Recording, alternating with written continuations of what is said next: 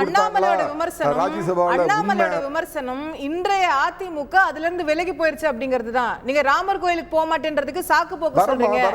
அந்த அம்மா என்ன, நீங்க இந்து மதத்தை பின்பற்றுவராக இருந்தா குறைஞ்சபட்சம் நீங்க ராமர் கோயிலுக்கு போயிருக்கலாமே அவர் கேக்குறாரு. அப்ப ஏன் அதை அவாய்ட் பண்றீங்கன்னா நீங்க வேற ட்ராக் எடுக்கிறீங்கன்ற. அப்ப முதல்ல நான் அந்த கேள்விக்கு நான் பதில் சொல்லிட்டு போனாதான் சரியா இருக்கும்.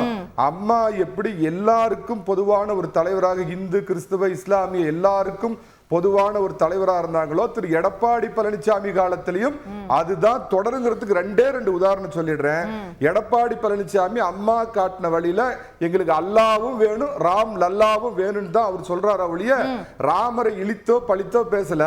உள்ளபடியே பாத்தீங்கன்னா 2 நாளைக்கு முன்னாடி சேலம் மாவட்டத்தில் இருக்கிற கருமந்துறைங்கிற இடத்துல உள்ள கரியராமர் கோயில், பிரசித்தி பெற்ற கோயில்ல தன்னுடைய கால்வழியை பொருட்படுத்தாம ஏறத்தாழ 1 கிலோமீட்டர் நடந்து போய் 2000 பேருக்கு அங்க அன்னதானம் கொடுத்து அந்த பூஜையிலையும் கலந்துக்கிட்டாரு.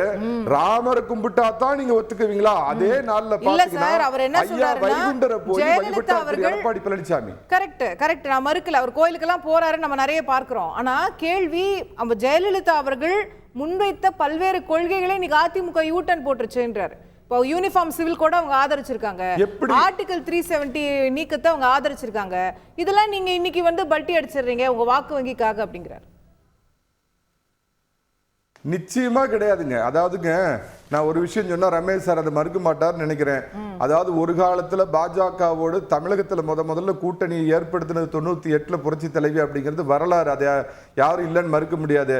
அதே பாத்தீங்க அப்படின்னா 2006ல இருந்து தன்னுடைய இறுதி காலம் 2016 வரைக்கும் சிறுபான்மையினர் சமுதாய நலன் பாதுகாக்கணும், அவங்களுடைய நலன் எந்த விதத்திலையும் பாதிக்கப்பட்டக்கூடாதுன்னு தன்னுடைய ஆப்த நண்பர், உற்ற தோழர், அம்மாவுடைய அரசியல் ஆலோசகரா திகழ்ந்த திரு சோ அவர்கள் பலமுறை பாஜகவோடு கூட்டணி வச்சுக்கங்க அப்படின்னு வலியுறுத்தி சொன்னப்ப கூட அதை மறுத்து இது சிறுபான்மையினருக்கு எதிரான ஒரு நிலைப்பாடா போயிடும் அப்படின்னு வச்சுக்கல. பிரதமர் அந்த முடிவெடுத்தது சிறுபான்மையினர் நலனுக்காகவா சிறுபான்மையினர் ஓட்டுக்காகவா?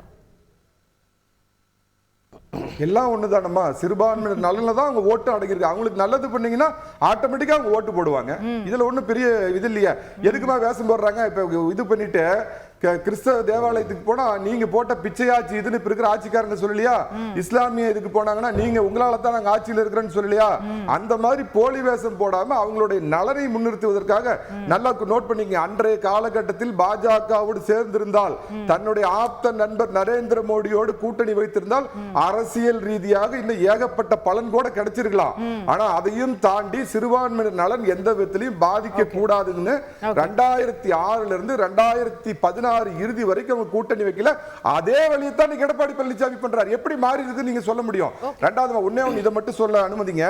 மதமாற்ற தடை சட்டம் கொண்டு வந்தாங்கன்னா அதோட மட்டும் எல்வோடு அண்ணாமலை சொல்றாரம்மா, இந்துக்கள் பெரிது எல்லா கிட்டத்தட்ட தமிழ்நாட்டில் இருக்கிற 5 கோடி இந்துக்களும் எல்லா கோயிலையும் ஆடு கோழி பலியிட்டு நிவர்த்தி கடன் பண்ணுவாங்க. அதை தடை பண்ணாங்களே, அப்ப இந்துக்களுக்கு எதிரானவங்கன்னு சொல்லுவீங்களா? அதே மாதிரி கோயில் பூசாரிகள் நலவாரியம் கொண்டு வந்தாங்க, உலமாக்களுக்கு உதவித்தொகை கொண்டு வந்தாங்க. அதை நீங்க இல்லைன்னு சொல்ல முடியுமா? ஹஜ்ஜுக்கு மட்டும்தான் மானியம் கொடுத்துக்கிட்டு இருந்தாங்க, ஜெருசலேமுக்கும் சேர்த்து கொடுத்துட்டு இந்துக்களுக்கு மானசவரர் போறதுக்கு மானியம் கொடுத்தாங்க. கோயில் அன்னதான திட்டம் மாதிரி மசூதியிலையும் அன்னதான திட்டம் கொண்டு வந்தாங்க. ஒன்னே ஒண்ணு சொல்லிடுறோமா, 98ல ஒரிசாவில் ஸ்டெயின்ஸ் பாதிரியார் எரிக்கப்பட்ட போது அதுல பஜ்ரங் தளோட பின்புலம் இருக்குதுங்கிறப்ப மிக கடுமையாக அதை கண்டித்தவர் அப்படிங்கறதெல்லாம் வசதியா மறந்துட்டு சிஆர்பிசி சிபிசி படிச்சிட்டு இருந்த ஐபிஎஸ்க்கு தமிழக அரசியல் அம்மா காலத்தில் ஸ்கூல் பையனா இருந்த அண்ணாமலைக்கு கேப்போம் மற்றவர்கிட்ட போறோம். டாக்டர் சுமந்த் அவர்கிட்ட கொண்டு போகலாம்னு நினைக்கிறேன். இது அதிமுகவினருமே ஒரு விமர்சனம் வைக்கிறாங்க. BJP is trying to usurp Jayalalithaa என்கிற ஆளுமே தனதாக்கி கொள்ள பிஜேபி பார்க்கிறது, எங்க தலைவர்னு சொல்லிக்க பார்க்கிறாங்க, அவங்க ஆக்கிரமிக்க பார்க்கிறாங்க. அப்படிதான் நினைக்கிறீங்களா? நிச்சயமா செல்வி ஜெயலலிதாவுடைய பாப்புலாரிட்டி இன்னும் தமிழ்நாட்டில் இருக்கிறது. அதை வைத்துக்கொண்டு அந்த வாக்குகளை தங்கள் பக்கம் இழுக்க வேண்டும் என்ற ஒரு முயற்சியா தான் பாக்குறேன். பட் முதல்ல நம்ம பார்க்க வேண்டியது இந்துத்துவானா என்ன? Hindutva is a hegemony of Hinduism. ஹெகிமனினா ஒரு ஆதிக்கத்தை செலுத்த ஒரு முயற்சி, அதுதான் இந்துத்துவா. அதுதான் இந்துயிசத்துக்கும் இந்துத்துவாக்கும் இருக்கக்கூடிய ஒரு வித்தியாசம். அது கலாச்சார ரீதியான ஆதிக்கமாக இருக்கட்டும், மத ரீதியாக ஆதிக்கமாக இருக்கட்டும், ஒரு ஹெகிமனி அப்படிங்கிற ஆங்கில வார்த்தைக்கு ஆதிக்கம் அப்படின்னு ஒரு லூசா ஒரு ரஃப் டிரான்ஸ்லேஷன் கொடுக்கலாம். அதனுடைய முயற்சி தான் இந்துத்துவம். சோ செல்வி ஜெயலலிதாவை எடுத்துக்கிட்டீங்கன்னா, தமிழ்நாட்டுல அந்த காலகட்டத்துல இருந்த அந்த கலாச்சாரத்தை நம்ம பார்க்கணும். இந்து என்று ஒரு நபர் தன்னை அடையாளப்படுத்திக் கொள்வது கூட ஒரு ஒரு ஒரு ஹெசிடேஷனோட செய்யக்கூடிய ஒரு காலகட்டம். அமைச்சர்கள் எல்லாம் உங்களுக்கு தெரியும், திமுக ஆட்சியில ஈவன் குங்குமம் வைக்கிறதுக்கோ இல்ல திருநீர் போட்டுட்டு நெத்தியில போடுறதுக்கே தயங்கின ஒரு காலகட்டத்துல. இப்ப எவ்வளவு திமுக அமைச்சர்கள் வெளிப்படையா கோயிலுக்கு போறாங்க. இப்போ இல்லைங்க, இப்போ இல்ல. அந்த காலகட்டத்துல உங்களுக்கு தெரியும், மாசம் மாசம் போறாரு சார். இல்ல யாரோ ஒருத்தர் குங்குமம் வச்சுக்கிட்டு வந்ததாகவும் அவரிடம் அவருடைய தலைவர் கேட்டதாகவும், என்ன அடிபட்டுடுச்சா, ரத்தம் இருக்கே அப்படிங்கிற மாதிரி. அது யாரு என்று நான் போக விரும்பவில்லை. இல்ல நான் போக விரும்பல. நான் எதுக்கு சொல்றேன்னா, அவங்க செல்வி ஜெயலலிதாவுடைய பொசிஷன் ஒரு நியூட்ரல் பொசிஷன். அவங்க இந்து மதத்தையும் ஆதரிக்கவில்லை, இஸ்லாமிய மதத்தையும் ஆதரிக்கவில்லை, கிறிஸ்துவ மதத்தையும் ஆதரிக்கவில்லை. எல்லா மதத்தையும் போற்றினார், எல்லா மதத்தையும் ஏற்றுக்கொண்டார். அதனாலதான் அவங்களுக்கு இவங்கதான் வாக்களித்தாங்க.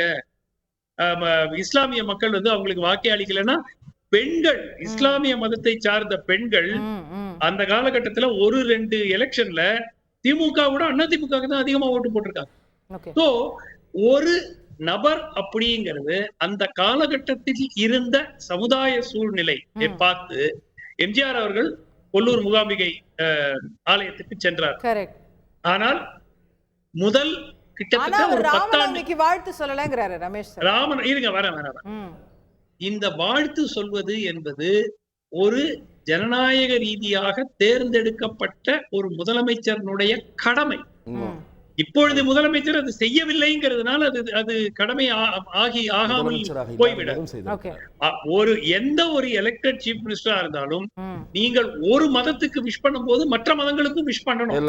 அது அதனால நீங்க அந்த மதத்தினுடைய ஃபாலோவரோ இல்ல அந்த மதத்தை நீங்கள் ஏற்றுக்கொண்டீர்கள் என்று அர்த்தம் இல்லை.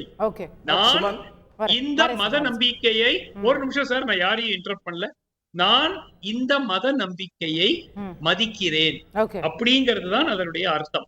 சோ செல்வி ஜெயலலிதா அவர்கள் தமிழ்நாடு பாலிடிக்ஸ்ல, எஸ்பெஷலி திராவிடியன் பாலிடிக்ஸ்ல ஒரு போலரைஸ்டான சூழ்நிலை இருக்கும்போது, அதாவது தீபாவளிக்கு வாழ்த்து சொல்லாது இல்ல மற்றதுக்கு வாழ்த்து சொல்றது வேற ஒரு பார்வையோட பார்க்கிற ஒரு அரசியல் இங்க இருக்கும்போது அதை அவங்க நேரடியா செய்யறாங்கன்னா, அப்போ அவங்க ஒரு மெசேஜ் சொல்றாங்கன்றது அவரோட பார்வை. இல்ல ஒரு சின்ன நான் ஒரு லெவல் மேல போறேன். திராவிட சித்தாந்தத்தில் இருக்கக்கூடிய சமூக நீதிய 1% எங்கேயாவது ஜெயலலிதா அவர்கள் கைவிட்டாங்களா? 1% எங்கேயாவது விட்டு கொடுத்தாங்க? நீங்க காட்டுங்க பாப்போம். செய்திகளை உடனுக்குடன் தெரிந்து கொள்ள உடனே சப்ஸ்கிரைப் பண்ணுங்க.